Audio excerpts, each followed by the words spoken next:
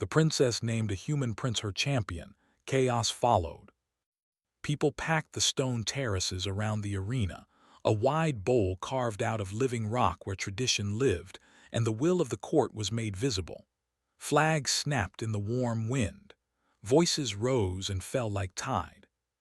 The air tasted faintly of spice and oil, a scent the Zalari used to mark honor and ceremony.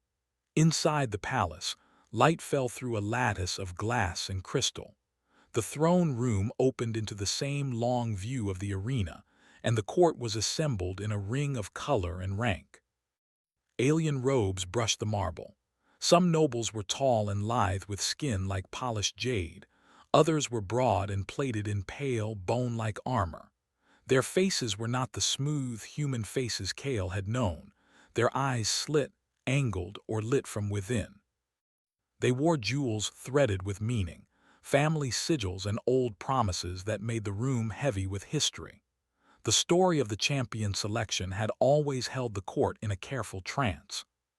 For generations, the princess chose a champion from among their own, a warrior steeped in the code, a creature of battlefield song and ancestral training.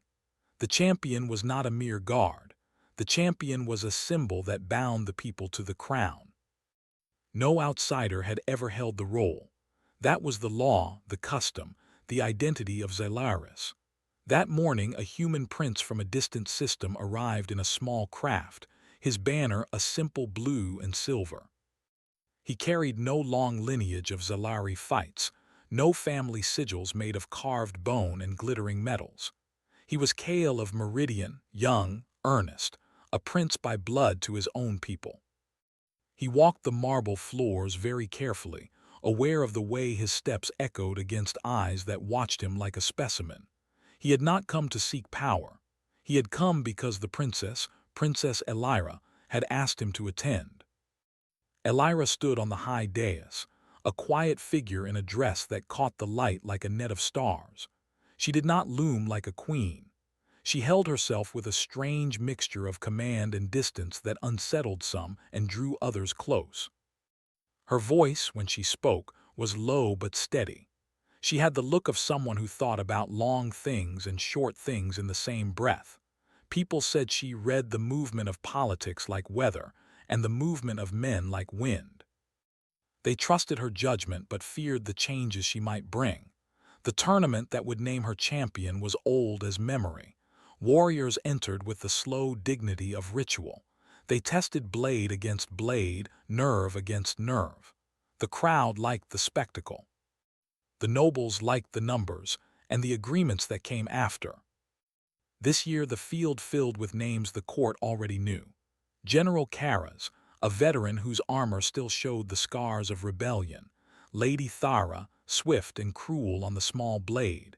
The twins Dorith and Sareth, whose brute strength was a family trade. Each contestant bore a story of victories and defeats, alliances and debt. Each one expected the usual outcome, a Zalari warrior at the princess's side, approved by blood and oath. Kale did not fight in the tournament. He stood to the side, a bright and odd thread in a tapestry that had never included his kind. He had watched quietly as the fights began. He had learned, too, that Zalari honor came with an acid tongue. He heard the whispers and felt the weight of suspicion settle on his shoulders.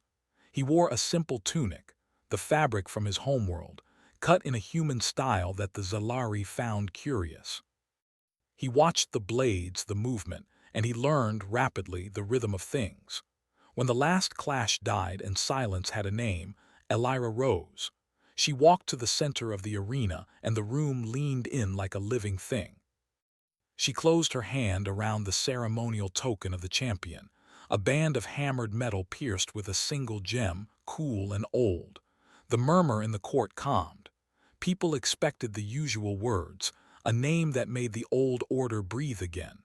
Instead, Elira said Kale. The name cut across the room like a thrown stone. Silence snapped into hot, shocked noise. A few nobles laughed first, then a sharp, indignant chorus rose.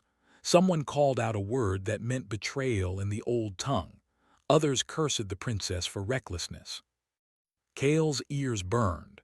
He felt the court's disbelief like a physical press against his chest.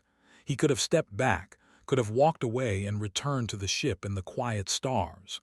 He did not. He stood where he was, palms flat against the cool stone, and looked at Elira. Her face was steady. In that stillness was a defiant calm that some told themselves was dangerous, foolish, or brilliant. Elira spoke of Kale's deeds with measured words. She narrated instances of a human courage she said she had seen with her own eyes.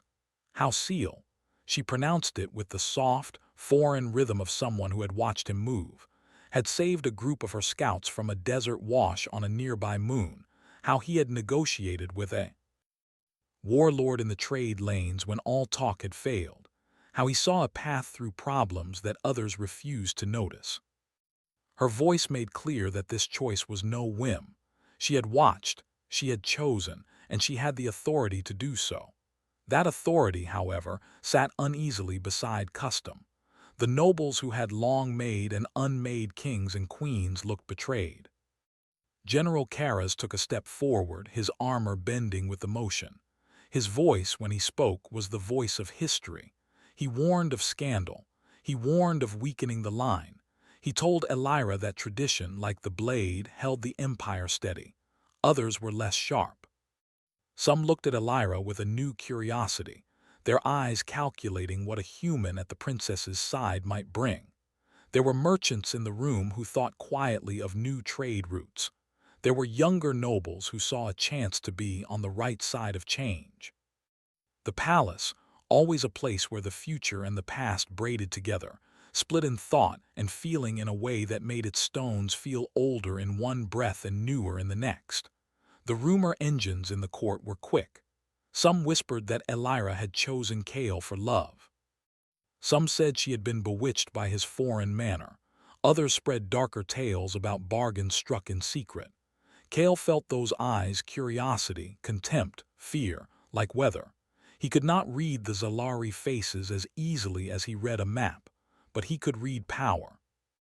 Elira had placed power in his hands, and that was why so many now looked at him as though he were a matchstick held near a powder keg.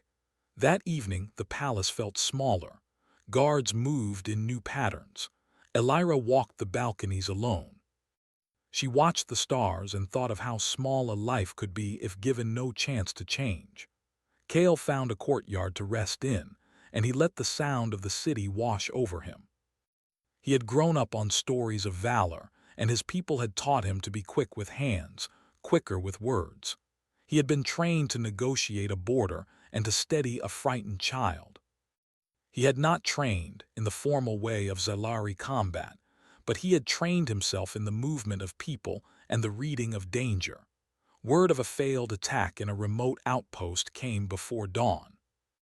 The patrols had been slaughtered, and survivors had limped back with tales of saboteurs pressing knives like promises. The news spread like a fever through the palace. Accidents traveled faster when suspicion had material to feed on. Immediately, fingers pointed, and the chorus of blame rose louder. Elira's choice became a blade men used to cut. Some who called themselves guardians of tradition took action in quiet rooms. They made lists and plans and found old alliances waiting in the wings like wolves in tall grass.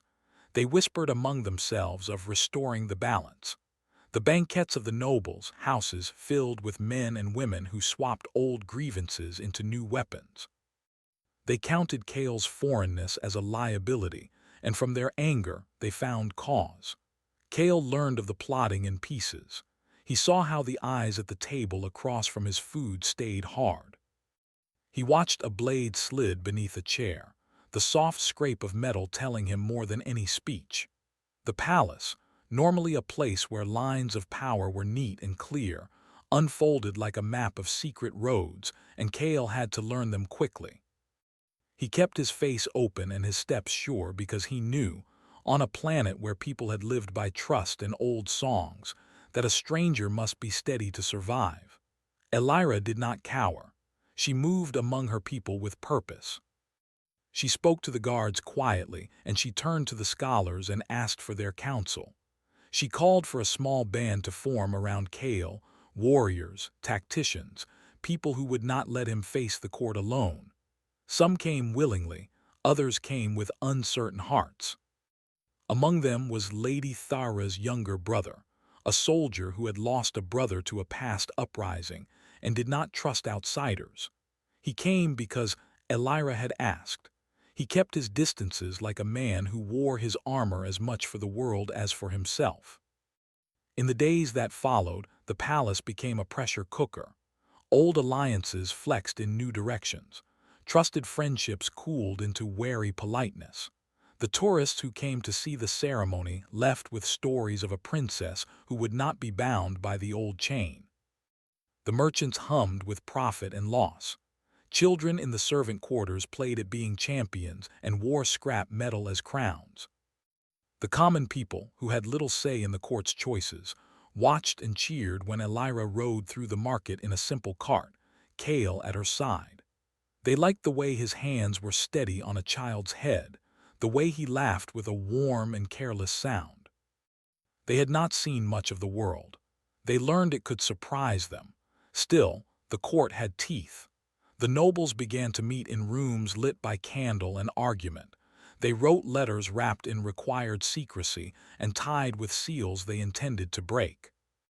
They told themselves they acted to preserve the empire, though often the hand that held the quill reached for lineage and revenge.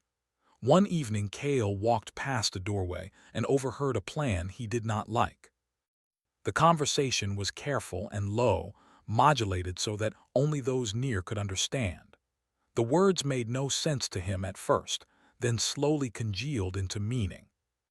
They spoke of a test beyond the usual, a trial that would show whether a human could hold the role and whether the princess's choice would bring safety or ruin. Kale felt the weight of that plan settle like a glove on his hand. He no longer had the simple role of visitor. He had taken a place at the axis of something that could split an empire. He thought of Meridian and the quiet of his own people, and he wondered how he had let himself be placed here. But Elira had not chosen him because he had the easiest life. She had chosen him because he had shown a kind of courage that did not need armor to make itself known.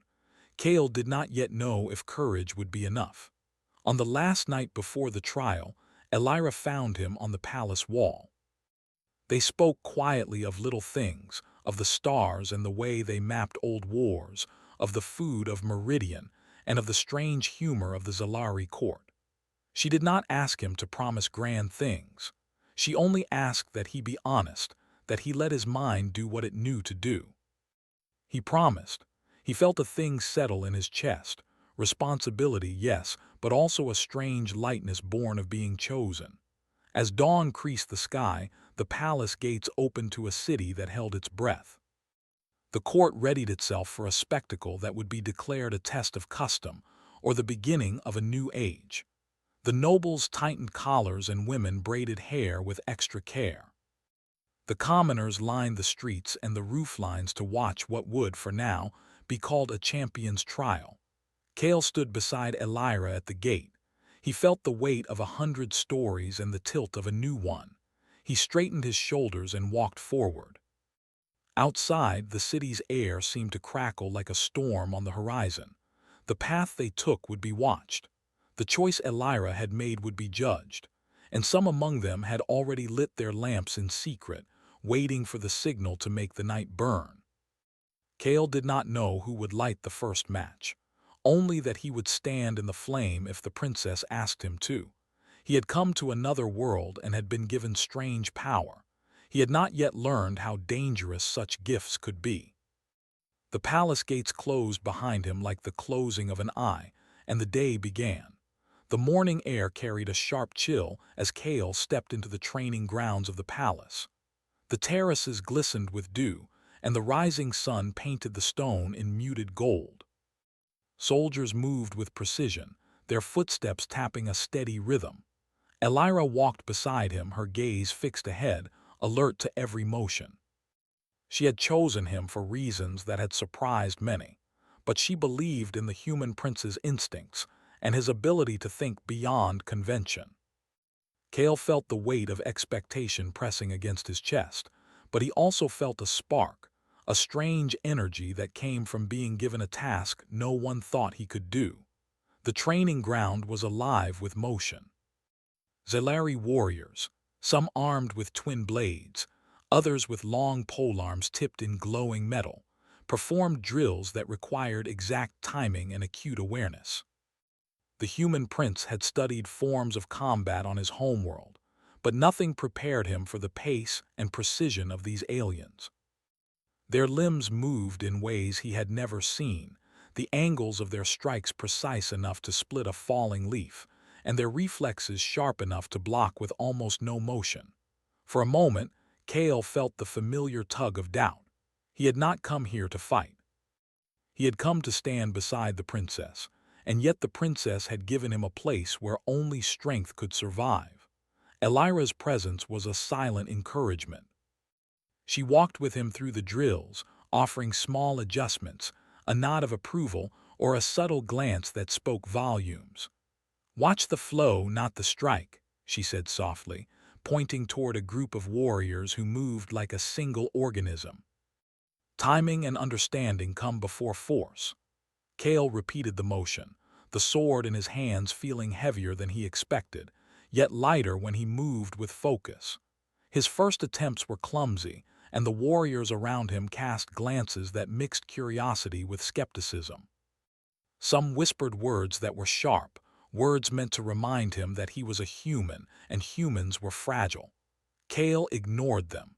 He had learned early in life that being underestimated could be a weapon, and he used it now. Each time he missed a motion, he studied it, watched the patterns, and tried again. Slowly, the edges of his failures began to smooth. His strikes gained accuracy, his steps became more confident, and the timing of his movements began to mimic the flow of his instructors. The Zelari warriors took note, though they did not yet respect him fully. In the eyes of some, he was still an intruder. In the eyes of others, he was a puzzle to be solved. Beyond the drills, Elira had arranged missions that would test Kale's mind as well as his body. Small tasks of reconnaissance, message delivery, and observation gave him opportunities to demonstrate his human intuition. On one mission, he discovered a hidden trap set to ensnare the palace supply route. The Zelari patrols had missed it, trusting their rigid patterns and long training. Kale approached the problem differently. He observed the soil, the footprints, the arrangement of rocks. Using his knowledge of human engineering and logic, he neutralized the trap before it could cause harm. When he returned, the patrol leader nodded slowly, the first hint of respect in his narrowed eyes. Kale began to understand the subtle but constant tension that ran through the palace. Some nobles sought to test him openly, assigning him dangerous tasks, hoping he would fail. Others sent spies to watch his every move, waiting for the slightest misstep. Elira anticipated many of these challenges and guided him carefully. "The court is as sharp as any blade," she reminded him one evening, standing on the balcony as stars ignited in the sky. "Watch for more than just combat. Watch for intent." The weeks passed, and Kale's presence began to stir the palace in ways no one had predicted. His human creativity and adaptability drew attention, both admiring and hostile. The younger nobles began to experiment with him, offering assistance, sharing strategies, and in some cases, seeking his advice. Elder nobles, stubborn and proud, continued to regard him with thinly veiled contempt. Rumors circulated that the princess was being guided by sentiment rather than reason, that a human could never hold the role of champion. These whispers made Kale more careful, yet they also sharpened his determination. He realized that to succeed, he had to not only perform but to demonstrate that his differences could be an advantage. One morning, news arrived from a distant outpost. A remote village had been attacked by raiders, and the local militia had been overwhelmed. The palace council debated what action to take. Many argued for a show of force that would follow standard protocols, while others whispered that sending the wrong force could exacerbate the conflict. Elira turned to Kale, asking him for his perspective. The court hushed. The human prince stepped forward, carefully considering the terrain, the speed of the enemy, and the disposition of the villagers. He proposed a strategy that combined stealth and diversion, a plan that relied on moving quickly and unpredictably, rather than following traditional formations. The council murmured in disbelief. Kale explained his reasoning calmly, citing principles that, while foreign, made sense when applied to the situation. Reluctantly, Elira approved his plan. The operation began at dawn. Kale led a small group of mixed human and Zalari soldiers through paths that the enemy had not expected anyone to use.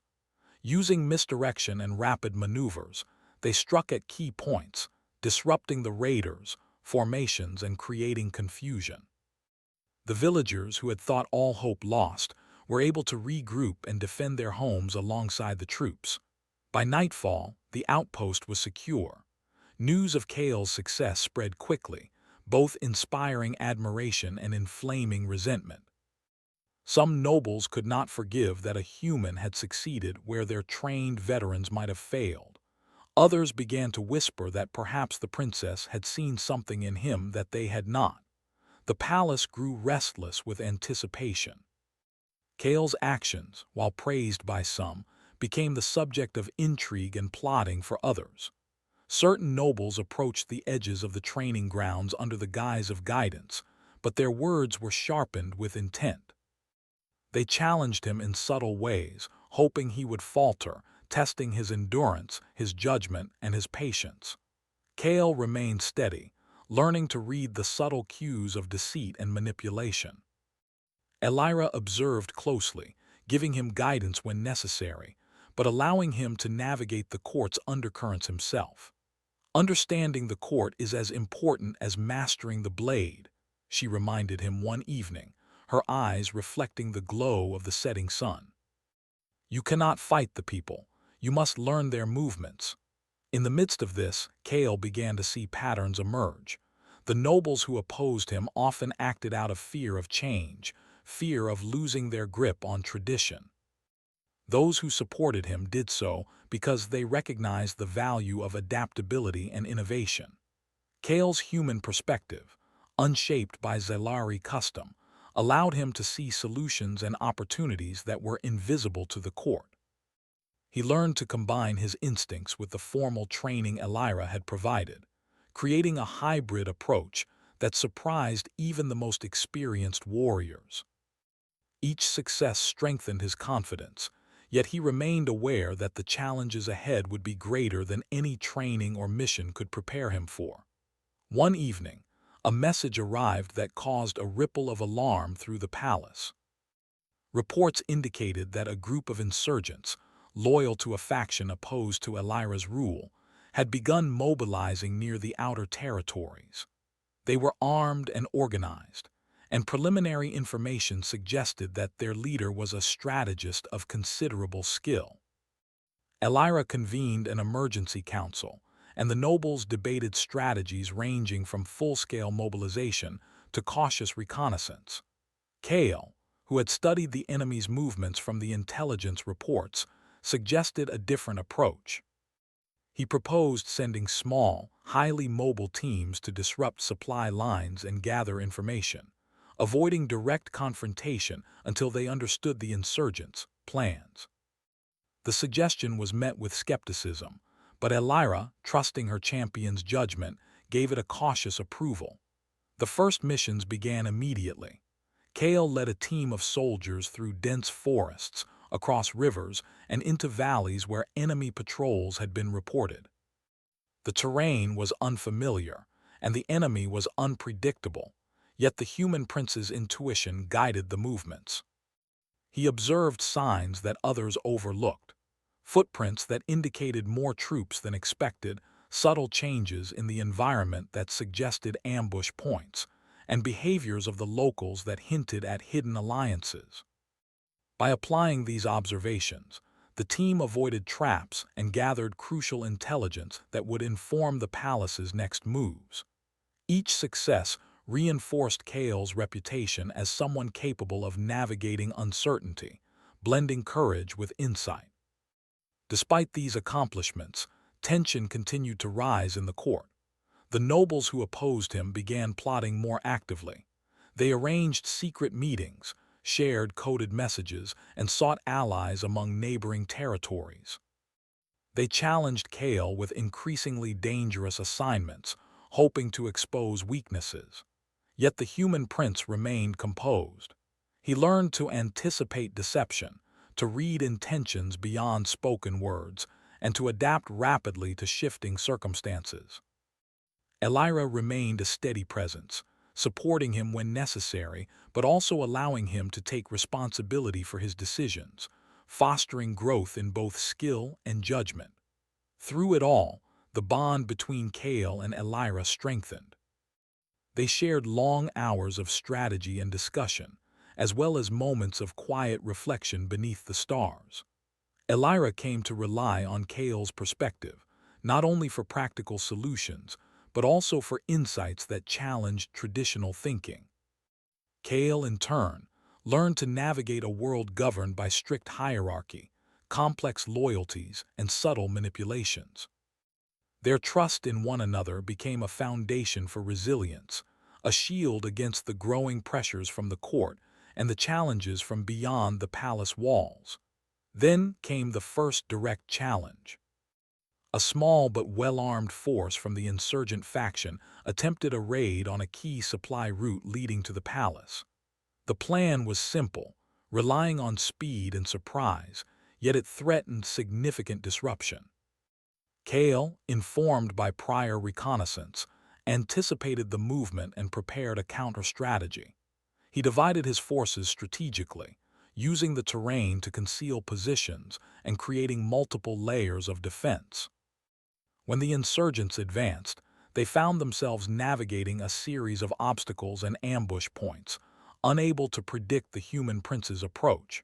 The engagement was swift and decisive. The insurgents were forced to retreat, leaving the supply route intact and suffering significant losses. Reports of the victory spread quickly, earning Kale accolades from allies and further inciting the envy of opponents. Even in success, the challenges remained. Some nobles refused to acknowledge his skill, attributing victories to luck or the intervention of others. Others began to watch him more closely, studying his decisions and looking for the slightest sign of vulnerability. Kale understood that his position was both precarious and powerful. Every action, every choice carried weight. He could not afford complacency. Yet with Elira by his side, guiding and trusting him, he learned to transform pressure into strength. Each day became a lesson in adaptation, leadership, and resilience. The palace buzzed with anticipation for the trials that lay ahead. Kale knew that these were not merely tests of skill or courage, but of his ability to influence, inspire, and survive within a complex web of tradition, expectation, and ambition. Every mission, every training session, every observation added to his understanding. He began to see that being a champion was not only about strength or agility, but also about insight, judgment, and the capacity to unite those who doubted him. With each success, he carved a place for himself not just in the eyes of the princess, but in the heart of the empire itself. The palace of Zelaris had never felt heavier. The walls, usually glowing with the soft warmth of morning light, now seemed to hum with tension. Rumors had spread like wildfire through the courts and corridors. The choice of a human as the princess's champion had ignited sparks that now threatened to become a blaze. Noble families whispered behind closed doors, questioning loyalty, tradition, and the wisdom of Elira's decision. Some spoke openly of rebellion, of reclaiming what they believed the empire had lost. Others, younger and more curious, watched quietly, eager to see how the human would perform under pressure. Kale walked through the corridors, his boots echoing softly on polished stone. The air was thick with expectation and the faint metallic tang of weapons. Every glance from a passing noble seemed to measure him, weighing his worth against centuries of custom and power. He felt it all, yet he walked steadily as he had learned. The princess had trusted him. That alone was a force stronger than fear or doubt. The first sign of real unrest came one evening as the sun dipped behind the city's spires. A messenger arrived breathless at the palace gates. Reports indicated that a faction of nobles had raised their own forces outside the city. They claimed the princess's choice violated tradition, threatened the empire's stability, and demanded a show of obedience. They had begun mobilizing soldiers, rallying allies in secret. The words on the parchment were clear, but the threat they carried was heavier than any sword. Elira called an immediate council.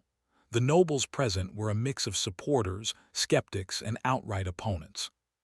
Some faces were pale, eyes wide with the realization that rebellion was no longer theoretical.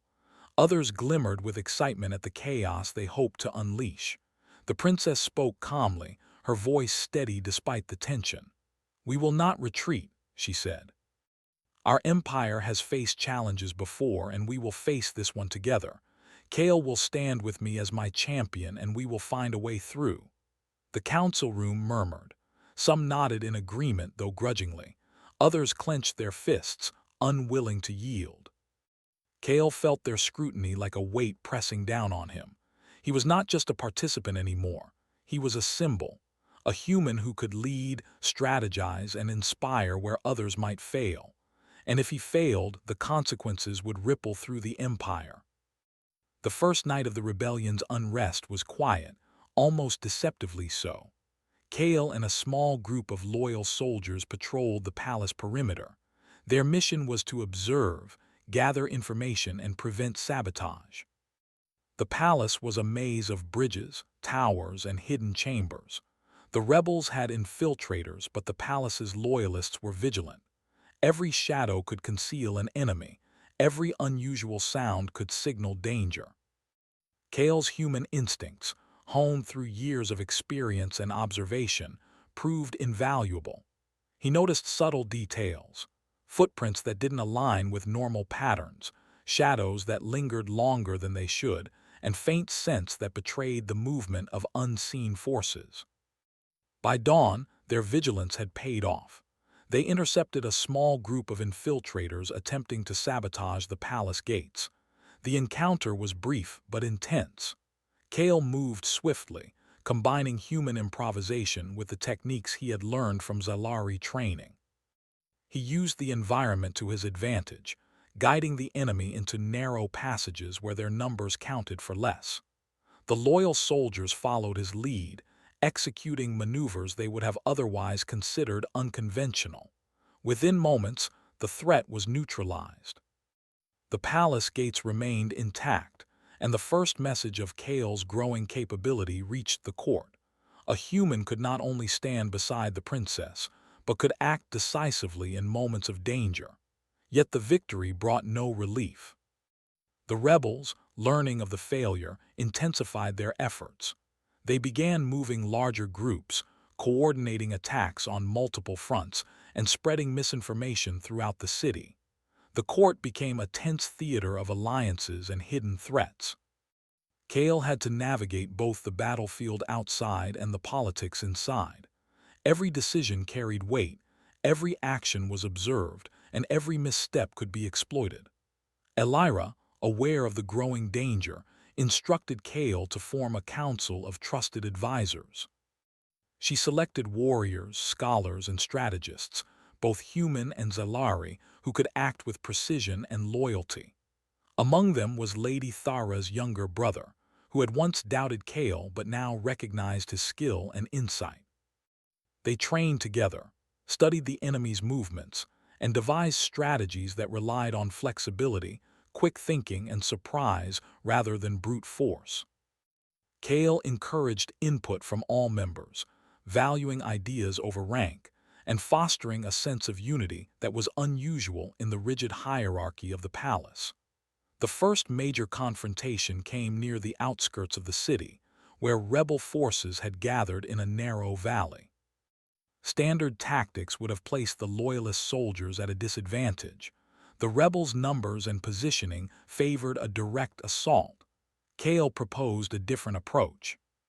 He divided the loyalist forces into smaller, mobile units that could strike from unexpected angles, use the terrain to create confusion, and cut off escape routes.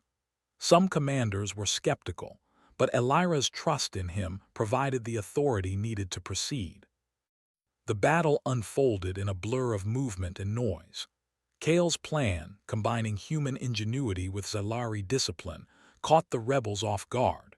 Soldiers moved silently through hidden paths, launching attacks where the enemy least expected. Kale himself was at the forefront, directing maneuvers, responding to changing conditions, and adapting in real time. The rebels faltered, their formations breaking under the unexpected strategy.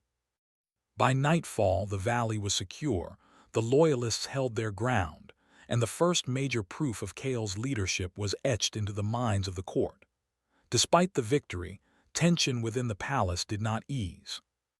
Some nobles began to question their loyalty to Elira, fearful that the rise of a human champion signaled a shift too radical to accept. Secret meetings and whispered plots continued, and Kale became aware that he could never be complacent. Each success brought both respect and renewed hostility. The palace had become a chessboard, and he was learning to think several moves ahead, anticipating both threats and opportunities. In the days that followed, Kale led reconnaissance missions into territories suspected of harboring rebel support.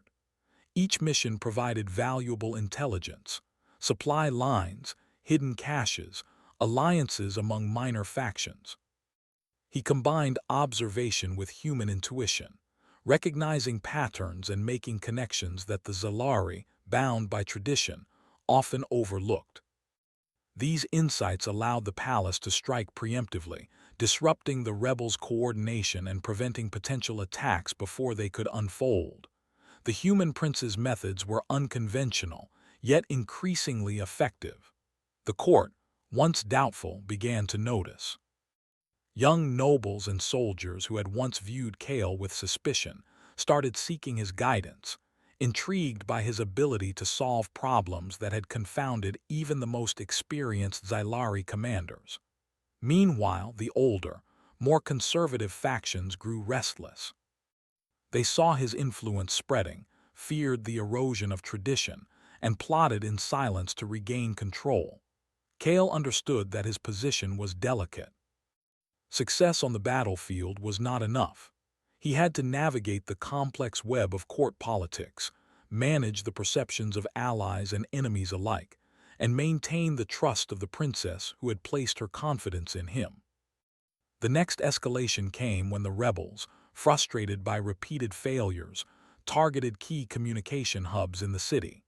Their goal was to isolate the palace, disrupt supply lines, and create confusion among loyalist forces. Kale quickly recognized the threat and devised a multi-pronged response. Small, agile teams were dispatched to protect critical points, while he personally led a strike team to intercept the largest rebel contingent before they could reach the city. His strategy relied on speed, adaptability, and the element of surprise. The engagement was intense. Rebels moved with desperation, attempting to exploit gaps and weaknesses. Kale and his team anticipated their actions, cutting off avenues of retreat and using the terrain to channel the enemy into disadvantageous positions. His human instincts for timing and improvisation complemented the Zalari's precise combat training, creating a synergy that the rebels could not predict. By the end of the confrontation, the majority of the rebel forces had been neutralized or forced to retreat, and the city's critical hubs remained secure. The victory was decisive, yet it also signaled a turning point. The human prince had proven that his methods could not only match the Zalari, but in some situations surpass them. Within the palace, the mood shifted subtly. Supporters of Kale and Elira gained confidence, while skeptics grew wary of openly opposing them. Yet the tension was far from resolved.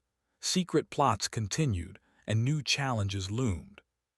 The human prince had shown capability, but his rise had also accelerated the conflict, forcing both sides to adapt quickly.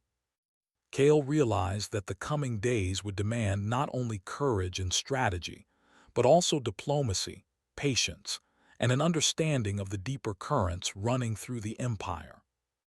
One evening, as the city settled under the glow of twin moons, Kale and Elira stood on the palace balcony, overlooking the streets below. Fires from distant skirmishes painted the horizon in flickering orange, a reminder that the rebellion was far from over. Elira's hand rested lightly on his shoulder, a gesture of reassurance.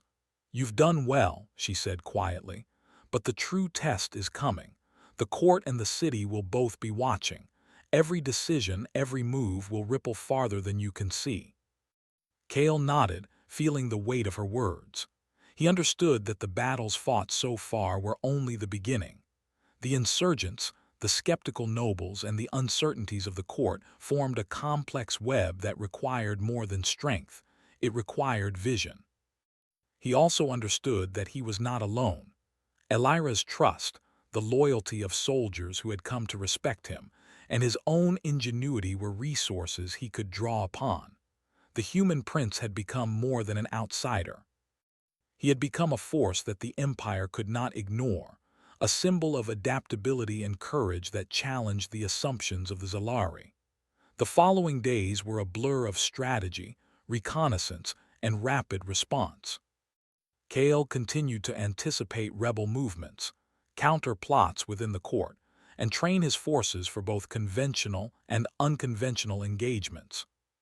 Each mission brought new challenges, but also opportunities to demonstrate the unique strengths he brought as a human in a world unaccustomed to his methods. His ability to adapt, to improvise, and to inspire loyalty became increasingly evident, even to those who had initially doubted him. As the conflict escalated, it became clear that a larger confrontation was inevitable. The insurgent faction was consolidating forces, preparing for an assault that would test not only the strength of the palace, but also the unity of the city. Kale, understanding the stakes, began devising a comprehensive strategy that combined intelligence, terrain, and the diverse skills of his allies. His plan relied on anticipating enemy behavior, exploiting weaknesses, and coordinating actions across multiple fronts. It was ambitious, complex, and risky, but it reflected the unique perspective he brought to a world that had never seen a human champion before. The night before the impending battle, Kale walked through the palace grounds alone, reflecting on the journey that had brought him here. From the moment Elira had chosen him, he had faced doubt, hostility, and danger. Yet each challenge had strengthened him, honed his instincts, and revealed the potential that others had overlooked. He understood that his role was not only to fight, but to lead, inspire, and adapt. The human prince had become more than a symbol. He had become a catalyst for change, a force that could shape the future of the empire itself. As dawn approached, the city held its breath. Soldiers and civilians alike prepared for the confrontation to come. Kale joined Elira at the balcony, their eyes meeting with a shared understanding. The stakes were higher than ever. The human prince and the alien princess stood together at the center of a storm that threatened to engulf the empire. And yet in that moment there was a quiet confidence. They had faced the first waves of rebellion and survived. They had demonstrated courage, strategy, and resilience. The true test awaited, but they would face it together, drawing on the strengths of both human ingenuity and Zalari tradition to turn the tide of chaos. The city's gates opened to the sound of movement, the first signs of the larger battle taking shape. Kale felt the rush of anticipation, the familiar mix of fear and resolve. He knew that the coming hours would test everything he had learned, the skills of combat, the power of strategy, and the bonds of trust that had formed between him, Elira, and their allies. The human prince had stepped into a world that doubted him, and now he would stand at its center, shaping the outcome of events in ways that no one could yet predict. As the sun rose over Xylaris, painting the towers and bridges in gold, Kale took a deep breath. The chaos that had followed his appointment was no longer just a threat, it was an opportunity. An opportunity to prove that humanity, with its adaptability, courage, and insight, could not only survive in a world of aliens but could excel, innovate, and inspire. The next chapter of the conflict was beginning, and the human champion was ready to face it head-on. The sun rose slowly over Xylaris, its light spilling across the city's towers and bridges, catching the stone in hues of copper and gold. Smoke drifted in thin wisps from distant skirmishes, reminders of the unrest that had grown over weeks into a full-scale conflict.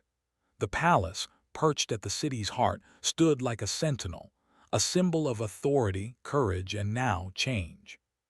Within its walls, Elira moved with purpose, speaking with commanders, checking defenses, and observing the troops. Every decision she made carried weight, but today she was calm, her resolve steady. Beside her, Kale prepared for the confrontation that would decide the Empire's future. The streets outside had become a theater of tension and anticipation. Loyalist forces, a mixture of humans and Xalari, gathered in disciplined formations. Their eyes were alert, minds focused on the instructions given by the princess and her champion. Scouts brought word of rebel movements from the surrounding hills, where the insurgents had concentrated their numbers. They had learned quickly, adapting their strategies to counter earlier setbacks, and they were now a formidable force. Kale studied the reports carefully. The enemy's patterns, while aggressive, were predictable if one paid close attention. He outlined a plan that relied on mobility, deception, and timing. "This is not just a battle of strength," he told the assembled commanders. "It is a battle of awareness. We will use what we know about the terrain, the habits of our enemies, and the capabilities of our soldiers to turn their numbers against them. Trust your instincts but follow the signals. Every movement counts." His voice, calm and authoritative, carried across the gathering. Some of the Xalari commanders still looked doubtful, but others, especially those who had fought alongside him in smaller engagements, nodded in approval. The presence of humans in the ranks, trained under his guidance, offered a new dynamic, blending adaptability with discipline. The first phase of the battle began with reconnaissance. Small, agile units moved quickly through the valleys and hills, observing the enemy and relaying information back to the command post. Kale and Elira watched from a high tower, using binocular devices that enhanced their sight, following the movement of troops like pieces on a game board. Patterns emerged. The rebels favored certain routes, relied on predictable rotations, and assumed that loyalist forces would act with standard protocol. Kale identified the gaps, weaknesses, and opportunities, adjusting plans in real time to exploit these vulnerabilities. By mid-morning, the main forces clashed at the outskirts of the city. The rebels advanced with confidence, expecting to overwhelm the palace defenders with numbers and aggression. Loyalist soldiers moved strategically, responding to the signals orchestrated by Kale. Ambush points, concealed positions, and rapid flanking maneuvers disrupted the enemy's cohesion. Where the Xalari soldiers had previously relied on conventional strength and experience, Kale introduced unexpected tactics, quick repositioning, feints, and diversions designed to confuse and exhaust the enemy. The human prince moved among his troops, offering instructions, encouragement, and guidance. His presence had a tangible effect, bolstering morale and instilling confidence in both human and Xalari soldiers. The rebels struggled to adapt. Their commanders realized too late that the approach they had relied upon for so long was being countered in ways they had not anticipated. Units were forced into unfavorable terrain, supply lines became exposed, and communication faltered. Kale anticipated these challenges, directing reinforcements where needed, coordinating with Elira to ensure that the palace's defenses remained secure while the enemy was drawn into traps. The synergy between human ingenuity and Xylari discipline created a force that was difficult to predict and harder to overcome. During a critical moment, a large contingent of rebels attempted to breach the city's eastern gates, hoping to flank the palace. Kale, having anticipated the maneuver, deployed a combination of elite soldiers and human scouts to intercept them. Using the terrain to their advantage, the Loyalist forces engaged in a series of rapid strikes and counterattacks, cutting off the enemy's path and forcing them into narrow passages where their numbers counted for little. Kale personally directed the movements, reading the flow of battle like a conductor guiding an orchestra. The rebels, caught off guard and disoriented, suffered heavy losses and were forced to retreat. The city itself became an arena of strategy and adaptability. Messages and signals moved through the streets, guiding reinforcements and coordinating defensive measures. Civilians were protected, and critical infrastructure was maintained. The rebels had expected chaos to disrupt the city, but the combined efforts of loyalists and the innovative tactics introduced by Kale ensured stability. News of the human prince's leadership spread quickly among both allies and enemies, reinforcing his reputation as a force to be reckoned with. As the battle progressed, Elira and Kale realized that the insurgent faction had a hidden advantage. A group of highly trained mercenaries who had infiltrated the city before the conflict escalated. These mercenaries were skilled in stealth, sabotage, and rapid strikes, posing a serious threat to the Loyalist efforts. Kale quickly devised a plan to neutralize them. He divided forces into specialized units, using intelligence gathered by scouts to anticipate the mercenaries' movements. He employed tactics that relied on surprise, misdirection, and speed, allowing Loyalist forces to engage the mercenaries on favorable terms. The confrontation was intense. Shadows moved through alleys and rooftops, attacks came from unexpected directions, and the Loyalist units had to adapt constantly. Kale coordinated responses, moving swiftly between sectors, analyzing patterns and giving precise instructions. The mercenaries were skilled, but the combination of human intuition and Xylari experience proved overwhelming. Within hours, the threat was neutralized, and the remaining enemy forces were pushed back beyond the city's perimeter. Throughout the conflict, the bond between Kale and Elira remained strong. They communicated constantly, anticipating each other's decisions and coordinating strategies seamlessly. Their partnership had become a model for collaboration, blending human adaptability with Xylari tradition. Soldiers looked to them for guidance, confidence, and leadership, and the morale of the Loyalist forces soared.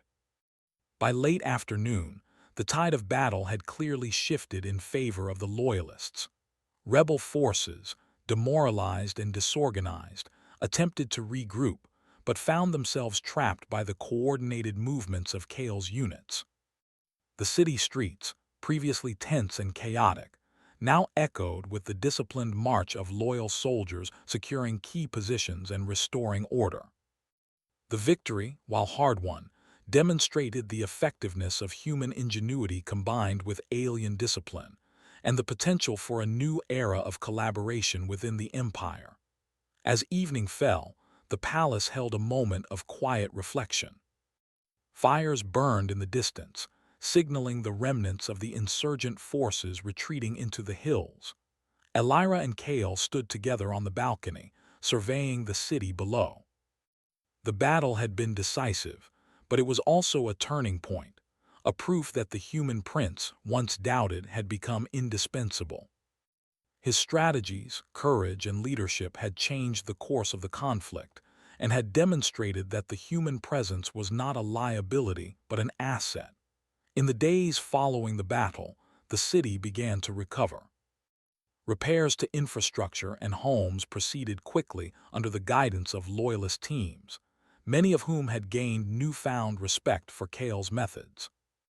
The princess moved among her people, offering reassurance, support, and guidance, while the human prince continued to train, advise, and lead.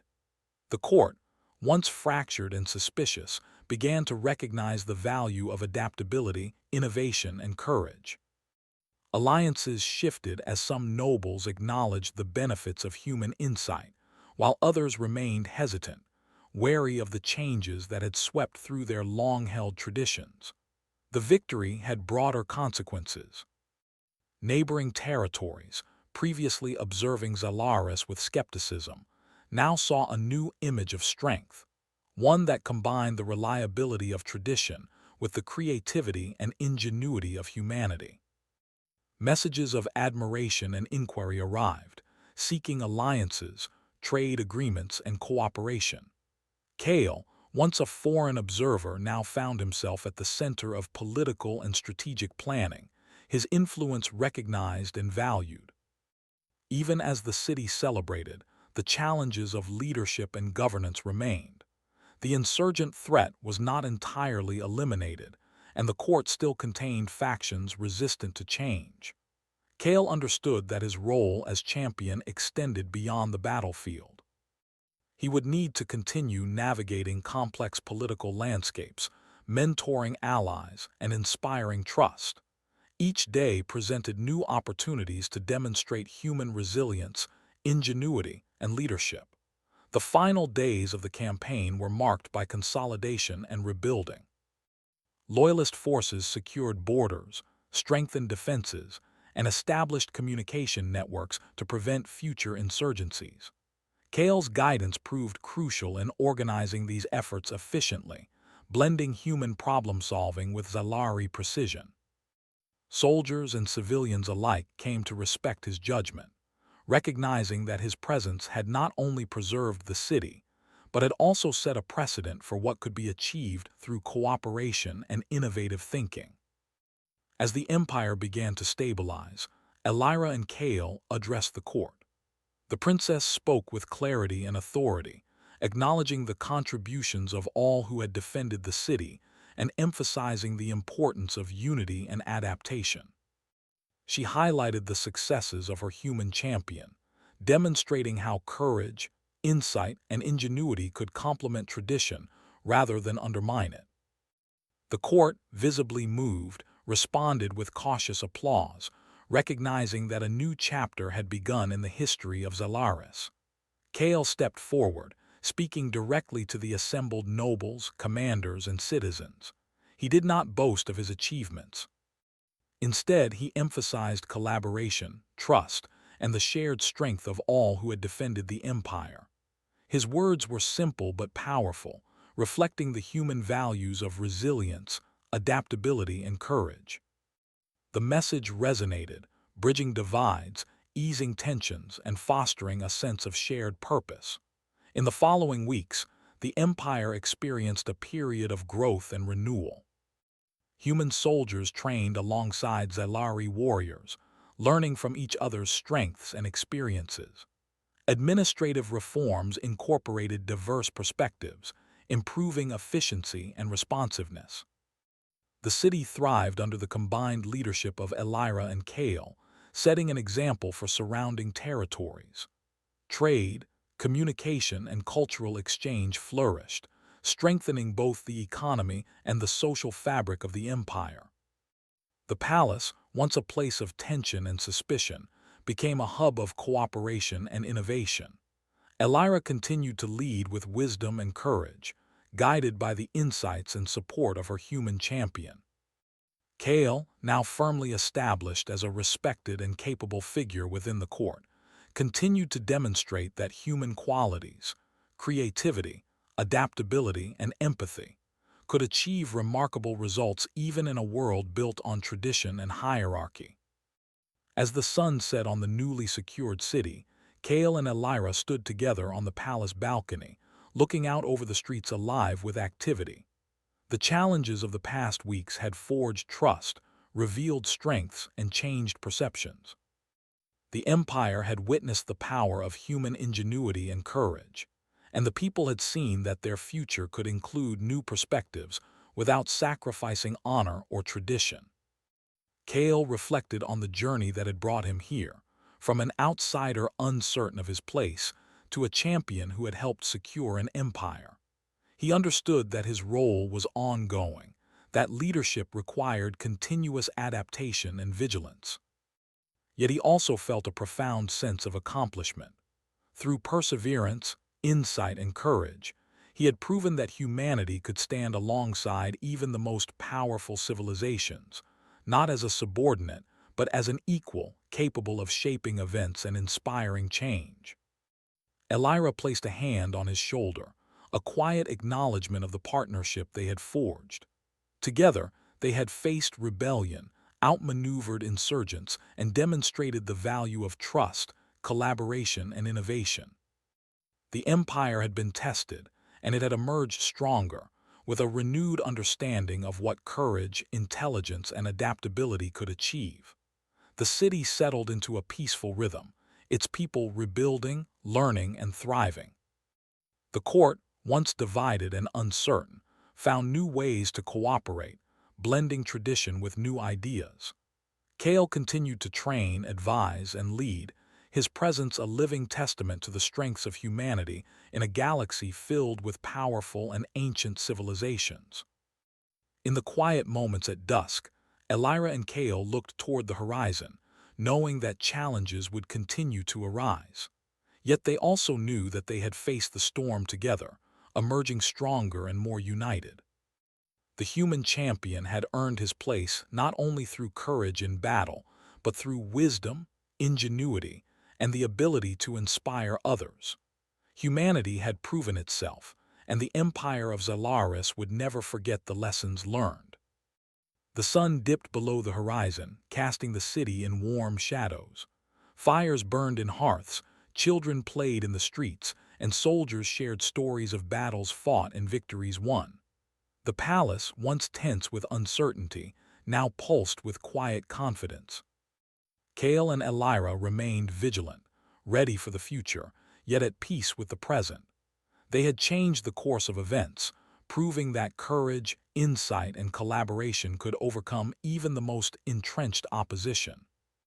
The human prince had become a hero, not through bloodline or tradition, but through action, thought, and determination.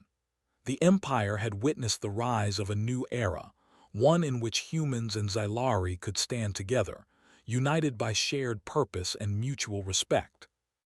Kale understood that this was only the beginning. Challenges would continue, and victories would require persistence. Yet for the first time, the people of Xylaris looked forward with hope, seeing not only what was but what could be. Together, the princess and her human champion faced the future, their bond a symbol of unity, courage, and the limitless potential of collaboration. The empire had survived chaos, learned from adversity, and embraced a new understanding of strength. And in the quiet glow of twilight, Kale knew that humanity had proven itself capable of shaping destiny, standing shoulder to shoulder with civilizations far older and wiser, yet willing to learn from the unexpected courage of a human heart. The princess named a human prince her champion. Chaos followed,